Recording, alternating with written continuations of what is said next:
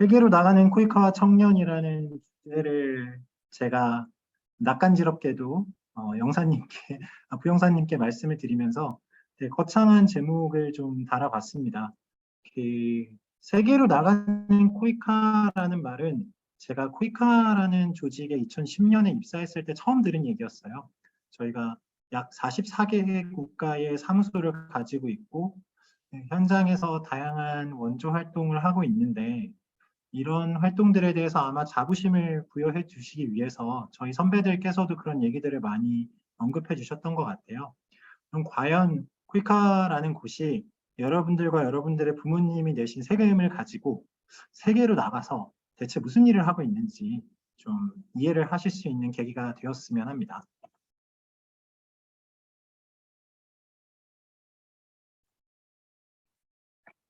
네. 간단하게 개발협력에 대한 소개를 해드릴 거고요. 한국의 원조라는 표현 들어보셨는지 모르겠습니다만 원조와 퀴카가 하는 일에 대해서도 말씀을 드리고 그리고 여러분들이 궁금하실 수도 있는 진로 탐색, 실제로 그렇다면 퀴카가 입사하는 사람들은 어떤 일을 하고 어떤 인재상들을 요구하는지 이런 부분들에 대해서도 조금 말씀을 드리고 질의응답은 마지막에 제가 질문을 몰아서 보기도 하겠지만 여러분들이 궁금해하시는 사항이 있으시면 중간중간에 보고 또 말씀을 드릴 수 있도록 하겠습니다. 국제개발협력이란 무엇일까라는 것에 대해서 제가 제일 처음 드리고 싶은 질문은 개발협력이라고 하는 것은 왜 도대체 하는 것일까라는 질문을 드리고 싶습니다. 그 이전에 아마 이 자리에 참석하신 분들이 개발협력이 뭔지 모르실 수 있을 것 같아서 간단하게 밑에 정의를 달아놨어요. 좀 어려운 표현으로 되어 있기는 한데 쉽게 말씀을 드리자면 중국 같은 경우만 하더라도 2010년 이전까지는 저희 코이카 사무소가 있었습니다. 저희 코이카 사무소에서 중국의 이제 중심지대가 아니지만 외곽지대에 있는 곳에 지역의 주민들을 대상으로 한 교육 사업이라든지 이런 여러 가지 협력 사업들을 했었고요. 그런 이유들에는 당연히 큰 틀에서는 좀 인도적인 취지의 고려 사항들이 있습니다. 예를 들어서 개도국이 조금 더 빈곤하고 사람들이 좀 더 불공평한 처지에 있는데 이런 문제들을 어떻게 해결할 건가 고민하는 사람들이 개발협력이라고 하는 분야를 고민하게 되었고요. 동시에 현지의 주민들도 우리 한국에서 태어난 우리들처럼 좀 유사한 존중과 대우를 받고 살 수 있는 세상이면 좋지 않을까 하는 좀 이상적인 생각들을 하는 경우들이 한 꼭지가 있다면 또 다른 한 측면으로는 우리나라가 이제 어느 정도 경제적으로 좀 잘 살게 되고 OECD의 이제 경제 선진국으로서 가입한 국가이기도 한데 이런 국가로서 우리나라가 해외 원조를 함으로써 우리나라와 제가 있는 라오스를 예로 들자면 라오스 간의 우호를 증진하고 좀 더 서로 친밀한 관계가 되고 또 이 나라와 경제 협력에도 좀 도움이 될 수 있는 그런 계기가 되어서 많은 민간 기업들이 예를 들어 라오스에 진출하시면 우리 학생들이 해외로 진출해서 일을 하고자 하는 상황에서 또 많은 일자리가 생기는 영향력에 대해서도 좀 큰 틀에서는 같이 고려하고 있다고 보시면 되겠습니다. 그래서 한 측면에서는 인도적인 측면, 다른 한 측면에서는 경제적이고 우호적인 협력이라는 측면을 고려하는 게 개발협력이라는 분야이다 라고 이해해 주시면 감사할 것 같습니다. 뉴스에서 많이들 보는 얘기죠. 대학 입시 시험 때에도 이런 것들 논술 주제로 많이 나온다는 얘기를 최근에 제가 제 조카님께 통해서 들었었는데요. 어쨌든 이런 불평등을 해소하기 위해서 많은 나라들이 협력을 하고 있고 유엔이라고 하는 기관을 통해서도 열심히 노력을 하고 있고 저희 이제 코이카가 하는 일은 외교적인 업무의 일환으로서 한 꼭지로서 진행이 된다고 보겠습니다. 이런 개도국에 있어서 지역의 편차나 소득 차별의 문제를 우리가 완전히 해결할 수 있느냐? 당연히 그렇지는 않고요. 다만 이런 측면에서 한국이 미리 겪은 경험이라든지 우리가 조금 더 가지고 있는 재원들을 함께 협력해서 활용하는 점들을 개발 협력에 활용하고 있다고 보시면 될 것 같아요. 최근의 예로 한 가지 말씀을 드려볼게요.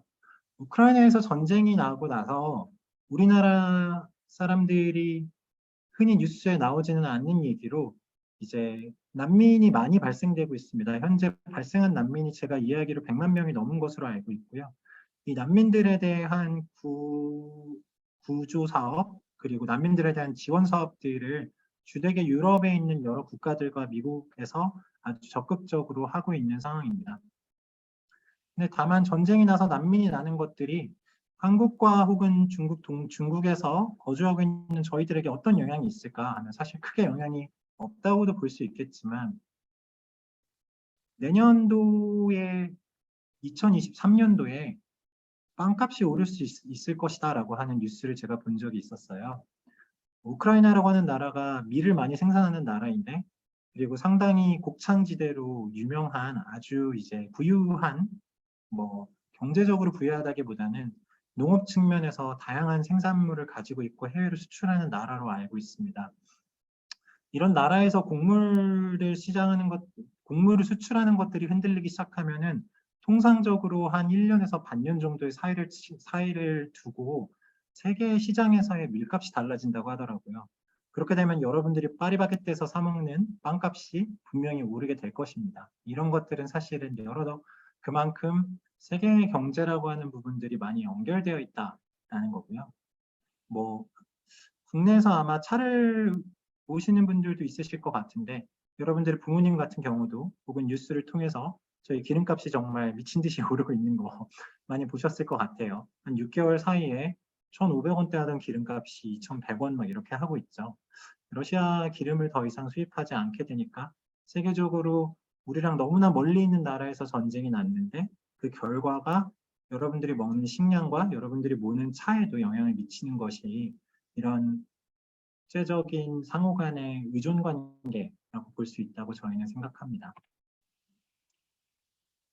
이런 위기들은 사실은 신흥국들에서 더 많이 발생하고 있는데요. 신흥국이라고 했을 때 저희는 주로 개발도상국이라는 표현을 많이 씁니다. 제가 여기 현재 있는 라오스라는 나라의 환율 기준으로 말씀을 드려볼게요. 여러분들 현지에서 위에나 활용하실 때 어떻게 쓰시나요? 통장을 통해서 바로 위엔화로 환전해서 쓰시나요? 아니면 달러화를 가지고 현장에서 환전을 해서 쓰실까요? 이곳 라오스에서는 주로 달러화를 가지고 현지에 있는 환전소에 가서 환전을 해서 쓰는데, 제가 지난주에 와서 환전을 했는데 기존에 100달러로 받을 수 있는 돈이 우리 돈으로 예를 들어 뭐 10만 원 정도였다면, 최근 3개월 사이에 달러의 환율이 너무 올라서 10만 원으로 저희가 받을 수 있는 돈이 100달러로 받을 수 있는 돈이 하나가치로 한 17만 원 정도가 됐다고 하더라고요. 그 말은 제 입장에서는 너무 유리한 거죠. 제 입장에서는 그래서 오늘 아침에도 밖에서 별로 돈을 신경 쓰지 않고 맛있는 현지 국수를 사 먹고 왔습니다. 근데 실질적으로 이 나라의 주민들 입장에서는 물가가 너무 오르고, 그리고 여러 가지 공산품들이 사기 힘들어진다는 모습을 확인할 수 있을 것 같아요. 많은 주민들이 되게 힘들어해서, 라오스는 되게 평화롭고 사실은 치안이 아주 좋은 나라로 유명한데, 최근에 사람들이 먹고 살기가 힘들어지니까 차량의 유리를 깨고 도난을 해가는 그런 사고들이 최근에 급증하고 있다는 얘기도 있습니다. 옆에 제가 언급해 놓은 스리랑카라는 나라는 제 동료가 이제 부소장으로 나가 있는데요. 최근 몇 달간 기름이랑 전기 공급이 거의 중단되면서 나라에서 정부를 반대로 하는 시위가 일어나서, 그래서 총리가 사임하는 아주 시국까지도 가고 있다고 합니다. 물론 이런 모든 원인이 러시아와 우크라이나의 전쟁 때문에 일어난 것은 아닐 수 있지만, 이런 단순한 한 경제 해프닝이라고도 볼 수 있는 저 멀리 유럽의 한 지역에서 일어난 일들이 전 세계에 영향을 미치는 것들이 요즘 세상의 흐름이라는 생각이 들어요. 여러분들이 지금 뭐 중국 정부의 정책에 따라서 다양한 봉쇄 환경 때문에 학업을 계속 이어가시는데 또 어려움이 있는 것들도 코로나 같은 상황들이 전 세계에 영향을 미치면서 일어나는 일들이 아닐까 싶습니다. 뭐 내용과는 관련 없지만 어려운 상황에서 학업을 하시는 여러분들에게 정말 존중과 그리고 힘내시라는 말씀을 드리고 싶습니다.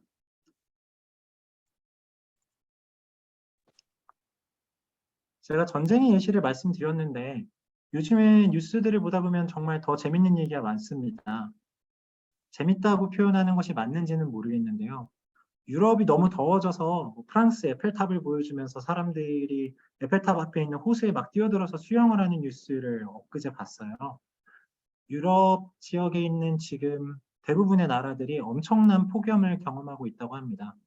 미국 같은 경우도 날씨가 너무 계속 덥다 보니까 현지의 자연 발화로 인해서 공원에 있는 엄청난 숲들이 불에 타서 여러분들이 앞으로 놀러 갈 공간들이 자꾸 불에 타고 있는 경우들이 생기고 있어요. 그 외에도 다양한 자연 재해들이 일어나고 있는데 이런 것들 역시도 개발 협력의 주요한 주제이자 저희가 어떻게 하면 이런 부분들을 좀 경감할 수 있을지 논의하는 대상이 되고 있습니다. 그렇죠? 어떤 나라들은 되게 마르고 어떤 나라에는 폭우가 내리는 등 좀 환경이 많이 변화한다라는 느낌들을 많이 받으실 것 같아요. 제가 좀 개발 협력을 한다라고 하는 것에 대해서 이해를 드리기 위해서 세계에 있는 다양한 문제들을 좀 언급을 드렸어요. 이런 좀 여러 가지 전쟁이라든지 테러라든지 혹은 기후변화라든지 혹은 경제적인 불평등으로 일어나서 나는 현상들에 대해서 어떻게 하면 좀 해결을 할까라는 발로에서 다양한 나라들이 원조를 하고 있습니다. 왜냐하면 기본적으로 문제 해결을 위해서는 돈이 필요하죠. 돈이 경제력이 좀 낮은 나라들은 그런 돈을 자체적으로 해결하지 못하기 때문에 이런 나라들의 원조를 하는 국가들이 많이 있습니다. 가장 많이 해외 원조를 하는 나라는 세계적으로 뭐 예상하셨겠지만 미국이 있을 것 같아요. 미국이 2020년 기준으로 뭐 350억 불, 어느 정도 돈인지도 예상이 안 가는 돈인데, 를 지원하고 있다고 합니다. 근데 사실상 세계에 이 두 나라, 이 미국보다 더 많거나 혹은 유사한 수준의 돈을 뿌리고 있는 나라가 있어요. 어딜까요? 네, 여러분들이 있는 중국이라는 나라입니다. 중국의 1대1로나 뭐 시진핑 정책에 따른 1대1로 정책은 여러분들이 다 잘 알고 계시겠지만 중국의 경제적인 영향력은 정말 정말 엄청납니다. 특히 저처럼 개도국에서 일하는 사람들은 너무나 잘 이해를 하는데요. 이곳 라오스만 하더라도 길을 가다 보면은 수많은 건축회사, 뭐 무슨 토목회사, 혹은 여러 가지 호텔, 식음료 산업들을 보면은 다양한 중국 체인들이 많이 들어와 있어요. 무슨 공사 뭐 이렇게 붙어 있는 데들 있죠. 제가 묵고 있는 호텔 앞에도 뭐 베이징 판띠엔 예, 이라는 음식점이 들어와 있고 거기에 정말 수많은 중국인 노동자분들께서 오셔서 현재 건설공사에 참여하고 계신 것들을 볼 수 있었어요. 금액적으로도 저희가 중국 정부가 발표하지 있지 않기 때문에 모르지만 그리고 원조 ODA라고 하는 저희가 흔히 얘기하는 OECD의 통계로 신고하는 돈이 ODA로만 잡히는데 중국은 이걸 OECD에 신고를 하지 않기 때문에 금액이 통계로 잡히지 않아서 그렇지 실제로 개도국에 가장 많은 투자를 하고 있는 나라는 중국인 것으로 알고 있습니다. 그리고 그 옆에 뭐 다른 GNI 비율이나 이런 내용들이 있는데 이 부분은 그냥 넘어가도록 하겠습니다. 여러분들이 꼭 아셔야 될 내용은 아니어서요. 그럼 이제 이렇게 해외 원조를 하는 나라들이 무상으로 다른 나라에 돈을 주는 데는 이유가 있을 텐데 과연 그럼 이 나라들은 왜 돈을 굳이 라오스라는 나라에 뭐 스리랑카라는 나라에 아프리카의 저 먼 나라에 왜 돈을 갖다 주는 걸까? 이런 것들에 대해서도 조금 공유를 드리고 싶어요.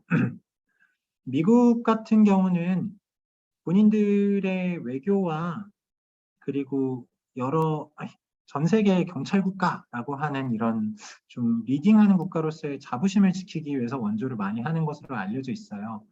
재작년에 아프가니스탄에서 작년이었죠.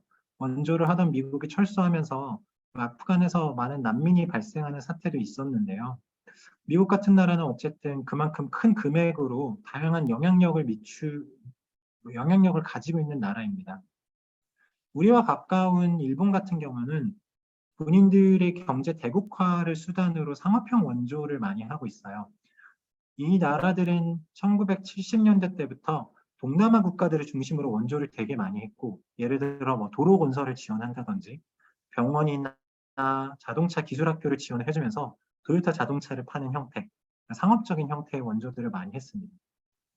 그에 비해서 북유럽의 선진국이라고 중에 하나라고 불리는 노르웨이 같은 나라들은 주되게 좀 인도적인 차원에서 아주 빈곤한 나라들 위주로 좀 최빈국들을 위주로 지원을 하도록 하고 있고요. 우리 한국 같은 경우는 제가 이해하기로 노르웨이식과 일본식을 반반 섞은 형태로 하고 있다고 보시면 될 것 같아요. 제가 있는 라오스에서도 라오스의 뭐 이런 다양한 인도적인 지원을 위한 사업들도 하는 반면에 동시에 경제적인 협력을 위한 기반을 쌓는 뭐 국도를 깔아주는 사업이라든지 이런 것들도 많이 진행을 하고 있습니다. 여러분들이 공부를 하시는 중국에 하는 투자 같은 경우는 중국은 스스로 원조를 한다고 부르지는 않기 때문에 중국이 하는 투자 같은 경우에는 주로 각 나라의 인프라, 도로, 항만, 여러 가지 제반 시설들을 지원해 주는데 집중을 하는 경우들이 많아요. 한국 이렇게 큰 틀에서 좀 제가 배경 설명을 드렸고요. 좀 너무 흥미롭지 않은 얘기들을 괜히 너무 진지하게 말씀을 드리는 게 아닌가 좀 걱정이 앞섭니다. 제가 한국이 그렇다면 원조하는 것들과 코이카가 어떤 상관이 있는지 내용에 대해서 좀 이어서 말씀을 드려볼게요. 우리나라는 뭐 89년을 굳이 여기서 적은 이유는 저희 회사가 생긴 날이 1991년도이기 때문입니다. 우리나라가 결국 원조를 하게 된 이유는 간단하게 말해서 저희 나라가 부유하게 되면서부터입니다. 우리나라가 80년대 후반, 90년대 초반 다른 나라들에 비해서 꽤나 경제적으로 살기 좋은 나라다라는 인식이 전 세계에 퍼지고 또 유엔에 가입하면서 당연히 국제사회에서 한국도 기여를 해야 된다. 왜? 한국이 어렵던 시절에 국제사회로부터 도움을 받았으니까 라고 하는 이런 정서가 형성되었습니다. 그리고 우리나라는 91년도에 코이카라는 한국국제협력단이라는 회사를 만들어서 이 무상원조, 우리나라가 해외에 원조하는 것들을 전담하는 기관으로서 코이카라는 기관을 만들었습니다. 그리고 2009년도부터는 OECD의 정식 회원국으로 가입이 되어서 OECD 회원국이 됐다는 이유는 선진국이다라고 인증을 하는 기준 중에 하나인데 그래서 뭐 저희로서는 상당히 회사가 많이 커지게 되는 계기였던 것 같아요. 2009년도부터는 조금 더 큰 규모로 사업을 할 수 있는 기반을 갖추고 코이카가 운영이 되고 있습니다. 네. 90년대에 원조 프로그램과 행정체계를 갖추게 됐다라는 표현이 여기 나와 있는데요. 이 부분을 굳이 제가 넣은 이유는 다른 미국이나 이런 나라들이 우리나라를 원조를 할 때도 몇 가지 원조의 방식이 있었어요. 예를 들어 초등학교나 중학교들을 건물을 지어주고 교사들한테 훈련을 시키는 트레이닝 프로그램을 제공한다든지 그리고 봉사단을 파견해서 봉사단이 현지에서 노력 봉사를 한다든지 혹은 영어 선생님으로 한국에 근무를 한다든지 아마 여러분들의 할아버지 세대에서는 그런 교육을 받으신 경험이 있으신 분들이 꽤 계실 거예요. 이런 식의 저희가 받았던 형태의 프로그램들을 이제는 코이카라는 조직이 해외에 나가서 많이 진행을 하는 체계를 90년대부터 갖췄다고 보시면 될 것 같아요. 그래서 이 부분은 제가 넘어가고요. 제가 계속적으로 여러분들이 잘 알지도 못하고 아실 필요도 없는 무슨 세계 총회를 개최를 했고 G20 정상회의가 어쩌고 이런 얘기들을 강조한 이유는 코이카라는 조직이 하는 일이 어쨌든 정부의 정책의 일환으로 진행이 되기 때문에 공공기관이라는 성격에 따라서 계속적으로 확대되고 있는 일로라는 점을 말씀드리기 위함입니다.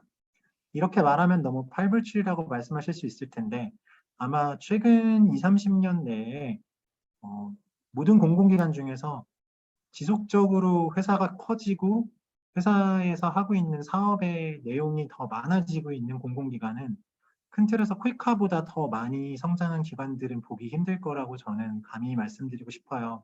그렇게 말씀드리는 이유는 그만큼 우리나라가 세계에서 외교적으로 또 경제적으로 해야 될 역할들이 커지고 있다는 얘기이고 청년 여러분들께서 그런 역할에 참여할 수 있는 기회가 점점 더 늘어나고 있다.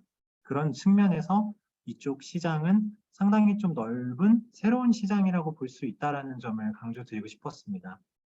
특히나 여러분처럼 젊은 시절부터 해외에서의 삶, 또 그 어려움들을 또 잘 공감하고 유학생으로서 가졌던 여러 가지 부침들을 통해서 내가 편하게 나고 자란 환경에서 쭉 성장하지 않았지만 나는 그렇지 않은 국가에서 다른 나라의 말을 배우고 다른 문화에 적응하면서 사는 사람들이 도전하기에 아주 괜찮은 직업 중에 하나다라는 말씀을 꼭 드리고 싶습니다. 네.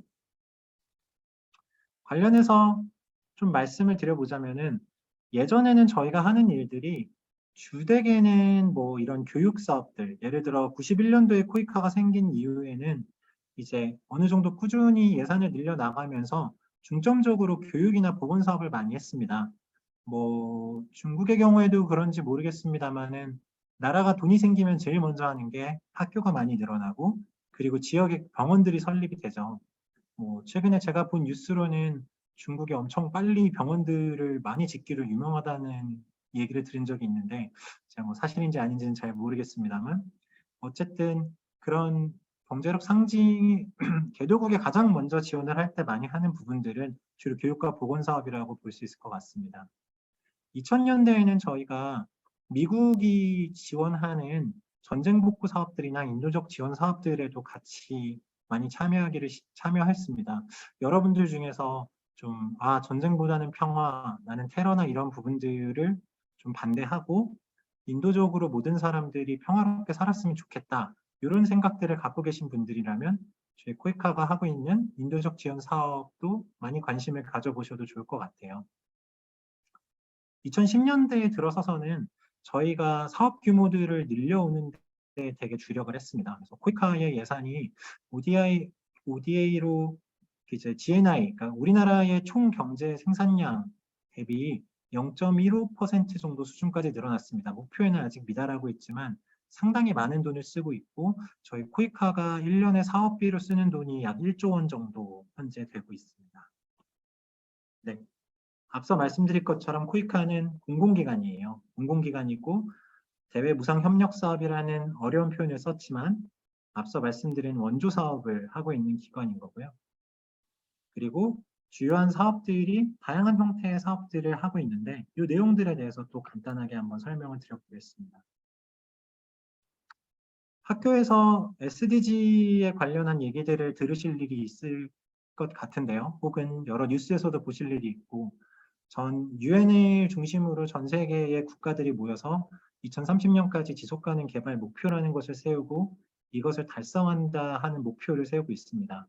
그래서 1번에 빈곤 감소부터 그리고 16번에 평화와 정의 그리고 강력한 제도, 사회 제도를 구축하겠다라고 하는 부분들에 이르기까지 다양한 지속가능 목표를 세우고 활동을 하고 있고 이런 목표들은 전 세계가 공유하고 있는 목표이기 때문에 저희 코이카도 이런 목표에 기여하기 위해서 활동을 한다라고 보시면 될 것 같습니다. 네, 제가 시간 관계상 구체적인 설명은 좀 넘어가도록 할게요. 궁금하신 사항들이 있으면 댓글에 남겨주시면 좋을 것 같아요. 네, 이 부분도 좀 넘어가고요. 코이카가 주로 뭘 하냐라고 하면 제일 쉽게 연상되시는 거는 프로젝트를 한다라고 보시면 될 것 같아요. 마침 라오스의 사진이 제일 먼저 나오네요. 저희가 라오스에 있는 학생들 중에서 많은 경우 제대로 된 교과서를 갖추지 못하고 뭐 예전에 뭐 언니 오빠들이 쓰던 거를 물려받아서 이제 쓰는 그런 경우들이 상당히 많다는 상황들을 좀 확인하고 라오스의 교과서를 보급하는 프로젝트들을 진행한 적이 있었고요. 앞서 말씀드린 것처럼 뭐 병원을 짓는다든지 혹은 직업훈련원을 짓는다든지 이런 유의 사업을 하는 것들이 저희들이 주로 하는 내용이라고 아시면 될 것 같아요. 저 같은 경우도 라오스에 나오면 프로젝트를 담당을 해서 몇 가지 사업들을 운영하는 그런 일을 하게 됩니다. 그 외에도 컨설팅 사업, 예를 들어 뭐 라오스의 보건부에게 지금 라오스가 예를 들어 시 단위의 큰 대학병원들이 부족한 상황이니 앞으로는 대학병원 위주로 좀 많이 확장을 할 필요가 있다. 뭐 이런 컨설팅을 제공하는 사업들도 진행을 하고요.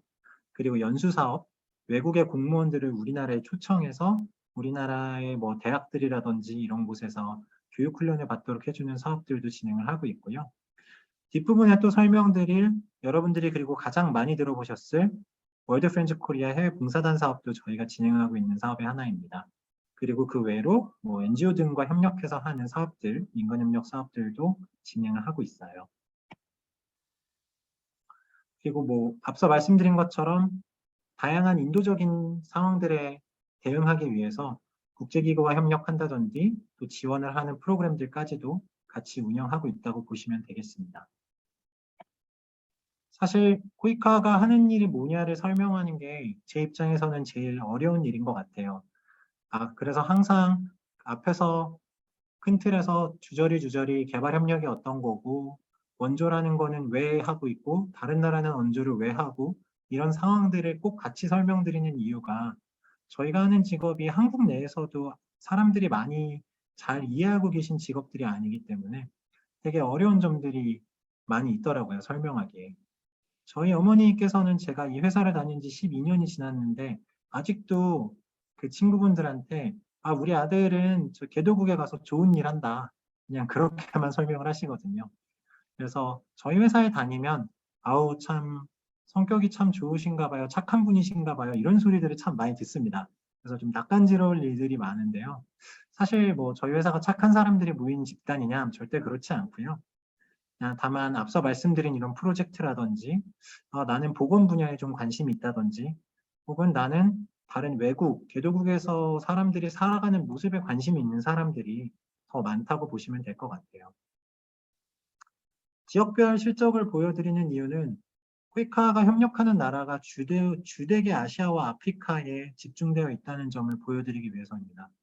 아시아와 협력을 많이 하는 이유는 아시아가 가장 한국과 경제적으로 연결이 많이 되어 있기 때문입니다. 중국에서도 마찬가지겠습니다만 이곳 라오스의 길거리에서도 한국 차들을 쉽게 볼 수 있고요. 많은 한국 분들이 나와서 현지에서 교류하고 있고 또 한국어를 공부하는 현지 라오스인들도 상당히 많습니다. 그만큼 한국이 친숙하고 서로 많이 교류가 있는 나라라는 뜻이죠. 나라끼리 친하고 경제적인 교류가 많다면 당연히 원조도 많을 수밖에 없습니다. 반대로 아프리카라고 하는 나라는 제가 2013년부터 약 16년까지 3년 반 정도 카메룬이라는 나라에서 근무를 했었는데요. 아프리카라고 하는 나라는 제가 가면 저를 어느 나라 사람인지 한 5번쯤 얘기해도 잘 모르고 그래 너 중국 사람 이렇게 하는 경우들이 되게 많아요. 프랑스어로 중국 사람을 시노아라고 하는데 항상 제가 길 가다 지나가면 어이 키 큰 중국인 키 큰 중국인 이러고 부르는 사람들이 상당히 많았습니다.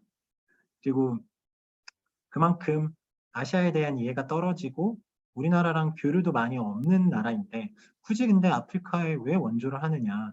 왜냐면 아프리카에는 최빈국들이 많고 인도적인 차원에서 이 사람들이 인권 존중을 위해서 해야 할 일들이 많기 때문입니다.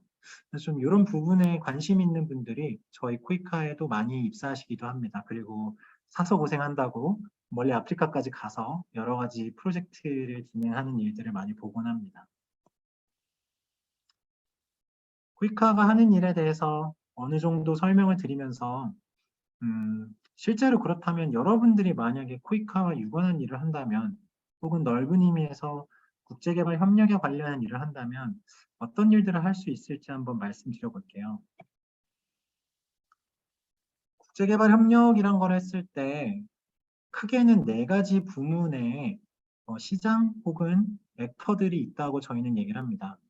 공공부문을 말씀드리자면 오늘 뭐 이 자리를 주최해 주신 외교부가 가장 중점적으로 해서 그리고 저희 코이카 그리고 다양한 공공부문에 있는 정부 부처들의 공무원들이 사실은 이 개발협력이라는 분야를 위해서 일하고 계세요.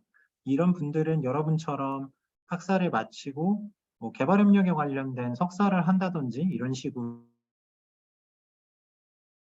하시는 경우도 있고 혹은 뭐 행정고시나 외시 같은 시험 혹은 여러 가지 공무원 단계별 시험을 통해서 정부 기관에 입사를 하셔서 해당 부처에서 근무를 하시면서 분야 일을 하시기도 합니다.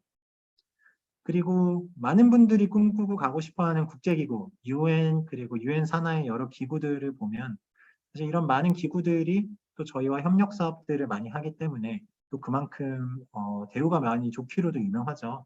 이런 국제기구들도 개발협력의 주요 액터들 중에 하나입니다. 그리고 민간 기업들, 최근에 들어서는 한국에 있는 다양한 민간 기업들도 아까 말씀드린 컨설팅 사업이라든지 현장에서 하는 뭐 병원을 짓는 프로젝트의 성과 관리라든지 이런 식으로 민간 기업들이 많이 생겨나고 있어서 개발협력 분야에서 또 근무할 수 있는 일자리들이 많이 늘어나고 있습니다. 그 외에도 뭐 NGO, 여러분들 잘 아시는 뭐 굿네이버스나 월드비전 같은 NGO들부터 다양한 기구들이 큰 틀에서 국제개발협력 분야에 존재한다고 보시면 될 것 같아요. 그러면 그 중에 학생분들이 좀 참여하기 좋은 것들은 뭐가 있을까를 좀 제가 생각을 해봤는데요. 큰 틀에서 코이카와 그리고 코이카의 산하 기관으로 산하 프로그램으로 운영되는 봉사단 사업 그리고 국제기구로 진출하는 사업에 대해서 조금 말씀드려보고자 합니다. 먼저 저희 회사에 대해서 좀 말씀을 드릴게요.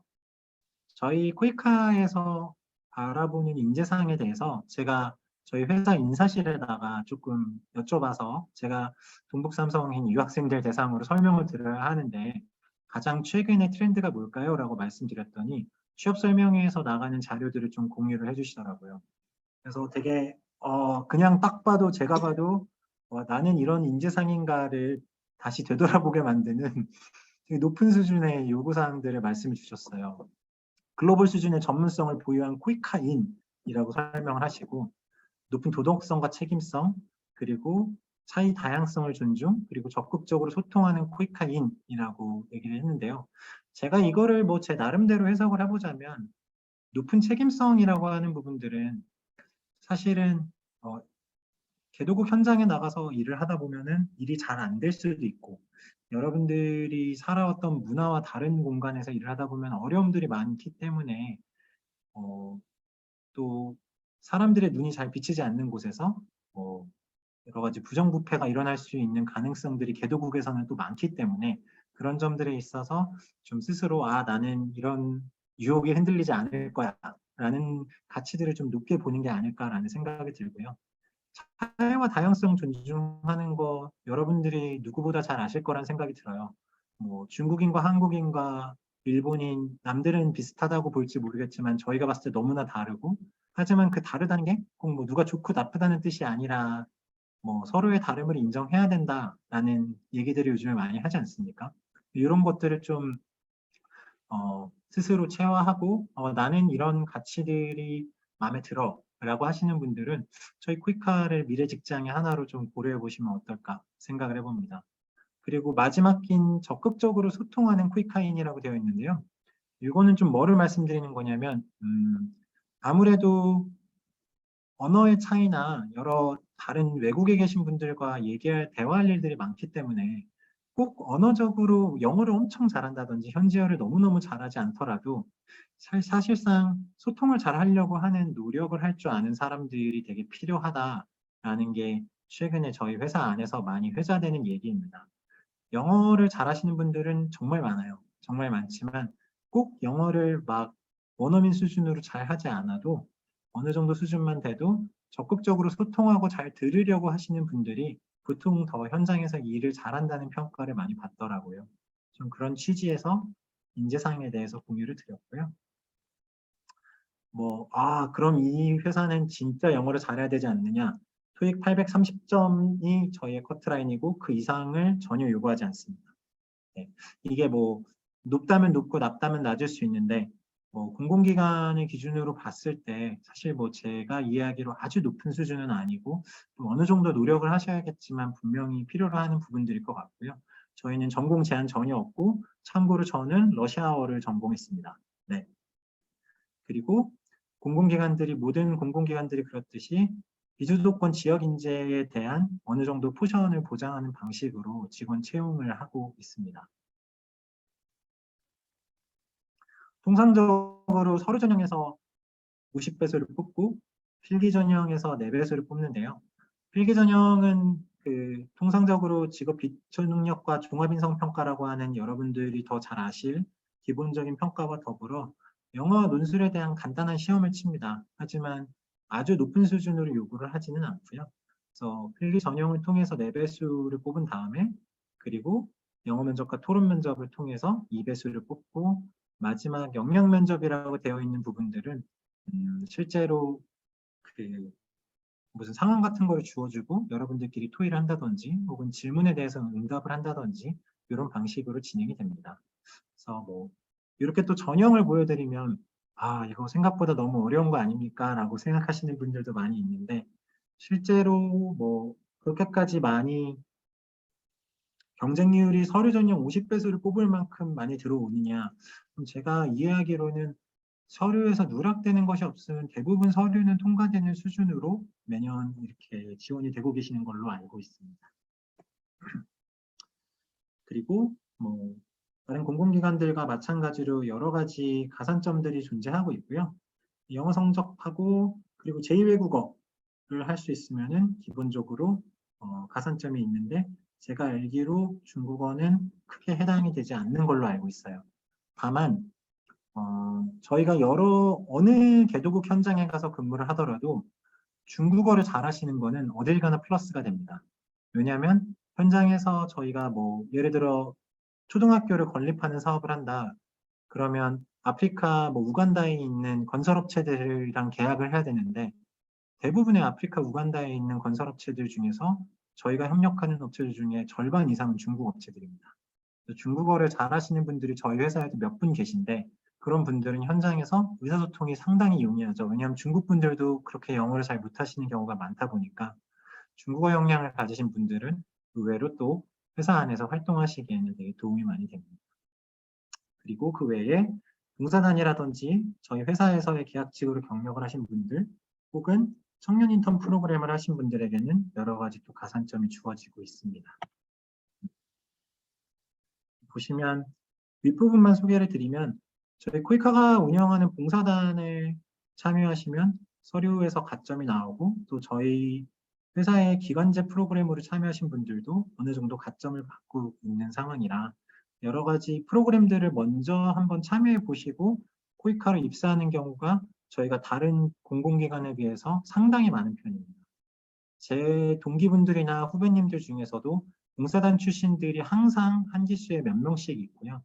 그 외에도 여기 영 프로페셔널이라고 하는 인턴 프로그램에 참여하셨다가 코이카라는 이런 조직이구나 라고 좀 겪어보시고 코이카를 지원해 보시는 경우들도 상당히 많은 것으로 알고 있습니다. 코이카라는 조직 다른 회사에 비해서 얼마나 좋은 회사인가요? 제가 좀 그래도 자랑을 해야 관심을 가지실 것 같아서 좀 말씀을 드리자면 육아휴직 관련해서 저희는 혹시 아직까지 여러 사기업들이나 이런 곳은 좀 눈치 봐야 한다 이런 거 있는데 전혀 그런 거 없습니다. 저희는 남녀 차별 없이 육아휴직 모두 쓸 수 있도록 하고 있고 배우자가 해외 근무를 하는 경우 배우자 휴직 같은 경우들도 상당히 넓은 폭으로 수용해주는 구조입니다. 그리고 현재 여러분들한테는 좀 많이 와닿지 않을 수 있는데 보통의 20대 후반, 30대 초중반의 이제 분들께서 코이카로 이직을 원하시는 분들이 제일 강점으로 꼽는 부분들은 직장 어린이집입니다. 저희 직장 어린이집이 무료로 운영이 되고 있고 무료로 되는 직장 어린이집이 사실상 월급 대비 한 1,000만 원 정도의 상승 효과가 있다라고 자녀들을 가지신 분들께서 말씀을 주로 하시곤 합니다. 저희 회사는 조직 문화가 상당히 좀 수평적이기로도 유명한 편입니다. 그래서 사실 다양한 캠페인들을 상시적으로 운영하면서 가급적 예를 들어 기관 안의 갑질이라든지 좀 수직적인 의사소통 구조들에 대해서 이렇게 이의를 제기할 수 있는 소통 구조가 꽤 넓게 열려 있는 편이라고 좀 자신하고 있고요. 그리고 PC 오프제라고 해서 회사 6시가 지나서 6시 반이 되면 컴퓨터가 꺼지고 모든 사람이 퇴근하는 그런 제도를 운영하고 있습니다. 또 코이카 본부에서는 6시가 되면 딱 종을 치면은 모든 사람들이 가방을 챙기고 수고하셨습니다 하고 집에 가는 그런 문화가 좀 정착이 되고 있다고 보시면 될 것 같습니다. 네, 이런 부분들이 아마 향후 직업을 선택하시는 데 있어서 그렇다면 장점이 있으면 단점은 뭐냐라고 물어보실 수도 있을 것 같아요. 아무래도 뭐 사기업들이나 이런 기업들에 비해서는 급여 수준이 높은 편은 아닙니다. 다만 뭐 아주 뭐 최근에 뭐 뉴스로 화제가 되고 있는 뭐 구급 공무원분들처럼 이렇게 아주 낮은 수준에서 시작하느냐 하면 그렇지는 않고요. 어, 연봉 3천만 원 중반대 정도의 초봉 수준을 가지고 있는 것으로 알고 있습니다. 네. 그 외에도 여러 가지 교육과정 그리고 뭐 대학 진학과정들을 지원해주고 있고 저도 입사한 이후에 회사 지원을 받아서 박사과정을 진행했던 경험을 가지고 있습니다. 아까 말씀드렸던 것처럼 코이카라는 조직 바로 내가 도전하기보다는 조금 경험 어떤 조직인지 알아보고 도전하고 싶다 하실 때는 코이카 해외사무소 YP나 ODA 사업수행기관 YP라고 하는 것들을 한번 찾아보셔도 좋을 것 같아요. 저희가 현재 코이카 해외사무소 YP는 뭐 제가 있는 라오스 사무소 같은 곳에 파견 나오셔서 6개월에서 1년 정도 근무를 하면서 현지의 주거비나 여러 가지 지원들을 받고 인턴 수준의 이제 급여를 받으시면서 근무를 하는 경우고요. 그 외에 뭐 해외를 나오는 것이 부담스럽다 그러면 국내에 있는 뭐 NGO나 또 국내에 있는 여러 대학 혹은 아까 말씀드린 민간 기업들에서 참여하실 수 있는 기회도 있습니다. 그리고 이런 인턴들이나 봉사활동을 하고 나서 제가 KMCO라고 해서 그 코이카 다자협력 전문가라는 형태로 지원을 하고 있는데 이러한 봉사단이나 인턴 정도로 1년 정도 경력을 쌓으신 분들이 주로 이 KMCO 프로그램에 지원을 하시면 저희 코이카가 인건비를 대고 국제기구에 파견해서 근무를 할 수 있는 기회들을 제공하고 있어요. 이런 프로그램들을 KMCO라고 하고 있고 매년 약 신규로 한 20에서 25명 정도를 선발하고 있는데 제가 이해하기로 저희가 운영하고 있는 모든 취업 지원 프로그램들 중에서 가장 좋은 평가를 받고 있습니다. 왜냐하면 국제기구는 이런 식으로 연계를 해서 코이카 예산을 받고 가지 않는 이상 상당히 입사가 어려운 것으로 유명한 조직이거든요. 입사 시험에만 6개월이 넘게 걸린다 뭐 이런 얘기들을 제가 하도 많이 들어서 이제 코이카를 통해서 지원하는 경우 1차 서류 평가나 이런 부분들을 코이카에서 어느 정도 거르고 나서 이런 뭐 예를 들어 유니세프다. 그럼 유니세프라는 기관과 이제 직접 면접을 통해서 그쪽에서 오케이를 하면 저희가 이제 인건비를 지원하고 현장에 파견을 시켜드리는 이런 좀 상당히 여러분들이 검토해 보실 만한 제도다라고 말씀드리고 싶습니다. 네. 근데 아무 경력 없이 KMCO 지원이 가능하느냐? 사실 그렇지는 않고요. 대부분의 경우 봉사단이나 YP를 경험하고 오시는 경우가 많습니다. 봉사단 같은 경우에는 만 19세 이상이고 그리고 남자 같은 경우에는 이제 군필이신 분이라면 사실은 누구나 지원할 수 있고요.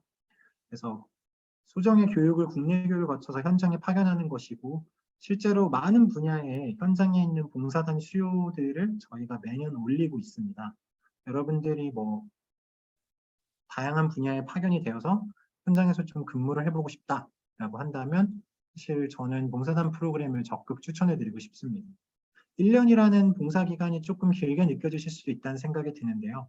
코이카가 직영하고 있는 일반 봉사단 같은 경우를 보시면 1년 동안 현장에서 가 있으면 그 사이에 남들은 취업 준비하는데 너무 도움이 안 되지 않을까라고 생각할 수도 있을 것 같아요.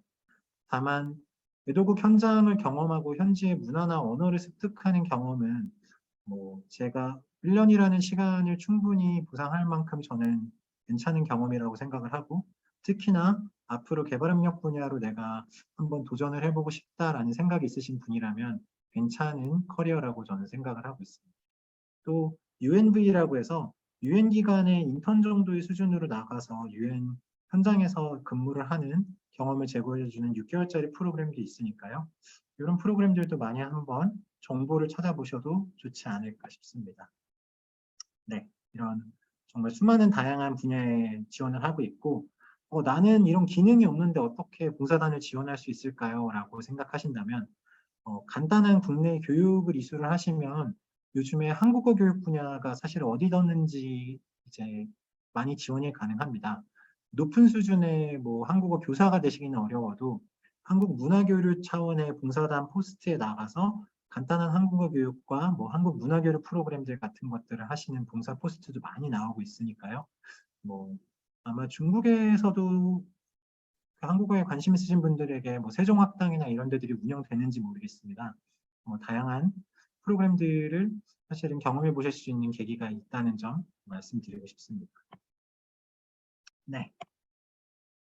봉사단 같은 경우들은 관련된 모든 비용을 전액 지원해드리고 생활비나 활동 경비들을 아껴서 통상적으로 단원들이 귀국하실 때 이제 뭐 여행을 좀 하시면서 귀국 경우들을 봤습니다. 저희가 뭐 봉사단이기 때문에 아주 넉넉하게 비용을 드리는 건 아니지만 조금 어려운 환경에서 여러분들이 이제 돈을 많이 아껴서 주로 귀국 여행 정도를 하시면서 들어오는 경우들이 많이 있더라고요. 그리고 현장에서의 안전이나 건강에 관련된 지원들은 가장 중점을 두고 지원을 하고 있다는 점도 같이 드리고 싶습니다. 네. 또 저희 봉사단이나 YP 프로그램을 하고 나면 좋은 점은 여러 가지 취업 컨설팅을 지원하는 개발협력 커리어 센터라는 곳을 저희가 운영하고 있어요. 그래서 내가 개발협력 분야에 관심이 있는데 좀 이런 뭐 봉사단이라는 프로그램을 1년 동안 하고 한국에 들어왔다. 다음엔 뭘 하지? NGO에 가야 되나? 퀴카 시험 준비는 어떻게 하지? 여러 가지 어려운 점들이 있을 수 있는 다양한 컨설팅, 취업교육 지원, 면접 지원부터 혹은 내가 배운 학사보다는 나는 좀 전문가로 가고 싶으니까 좀 전문가 트랙으로 석사 과정에 지원하고 싶다. 그럴 경우에는 뭐 장학금 지원까지 다양한 형태로 좀 지원을 하고 있고요. 또 이제 해외 취업이라든지 이런 사례들을 고용노동부랑 연계해서 많이 지원할 수 있도록 케이스들을 열고 있어요. 그래서 뭐 모든 분들께 개발협력 분야를 추천할 수 있느냐? 사실 그런 건 아니겠지만 저는 이제 관심이 있으시다면 연계를 해서 한 1년 정도는 경험을 해보시고 판단할 수 있을 법하다라고 말씀드리고 싶습니다. 또 이런 경험을 하신 분들이 꼭 개발협력 분야에만 머무른다기보다 코트라라든지 해외 진출한 우리 민간 기업이라든지 이런 쪽으로 경로를 잡으시는 경우들도 있기 때문에 다양하게 검토가 가능하지 않을까 싶습니다. 귀국인재 지원제도 같은 경우에는 최근에 제가 그 행정안전부에서 이런 것들에 대해서 평가하는 것들에 인터뷰를 한 적이 있었는데 상당히 괜찮은 제도로 많이 평가를 받고 있어요. 취업 지원, 창업 지원, 동시에 뭐 장학 지원까지 다양한 패키지를 지원을 하기 때문에 이제 그런 베네핏이라는 측면에서 나름 개이득이다 이런 생각을 해보고 있습니다. 제가 드리는 정보보다 뭐 혹시나 이런 뭐 스팸성 연락이나 이런 것들을 크게 저하지 않으신다면 저희 카카오 플러스 친구에서 월드프렌즈 퀴카 봉사단을 한번 찾아보시면 뭐 이런 관련해서 이런 포스트에 봉사단을 모집합니다. 뭐 YP 프로그램 공모를 합니다. 이런 정보들을 손쉽게 받아보실 수 있으니까요. 관심 있으신 분들께서는 많이 넣고 찾아보시기를 권장을 드리고 싶습니다. 제가 좀 마무리를 하면서 마지막으로 드리고 싶은 말씀은 실제로 개발협력 분야라고 하는 부분들이 어떤 학생분들께서는 나는 해외봉사단 들어봤어. 그래, 퀴카 요즘에 뭐 TV 광고도 하고 많이 나오던데 이런 분들도 있으실 거고 나는 사실 크게 관심 없고 뭐 나는 중국에서 내가 관련된 전공을 살려서 향후에 뭐 민간 기업 분야에 진출할 거야. 이런 판단을 하시는 분들에게는 크게 재미없는 얘기일 수도 있다는 생각을 해봤습니다. 다만 그럼에도 불구하고 사실은 이제 직업이라고 하는 것들이 어떻게 본인이 한 직장만 평생 다니게 될지 어떤 분야를 어디로 어떻게 이어나갈지는 사실 모르는 일이다라는 생각을 요즘에 종종 하곤 합니다. 저도 첫 직장은 사기업에서 시작을 했었고 뭐 소정의 이유로 그만두고 민간의 비영리 쪽에도 가봤다가 그리고 다시 한국에 들어와서 공공 분야에서도 근무를 해보고 해외에 있는 NGO에서도 근무를 해보기도 했었는데요. 저 역시도 뭐 전혀 개발협력이나 코이카라고 하는 분야에 관심이 없었지만 이런 다양한 소개들이나 코이카가 이런 일을 한데 나도 한번 관심을 가져볼까 하던 과정들을 통해서 우연찮게 이렇게 벌써 코이카라는 기관에서 12년, 13년째 일하게 되는 계기가 되었던 것 같아요.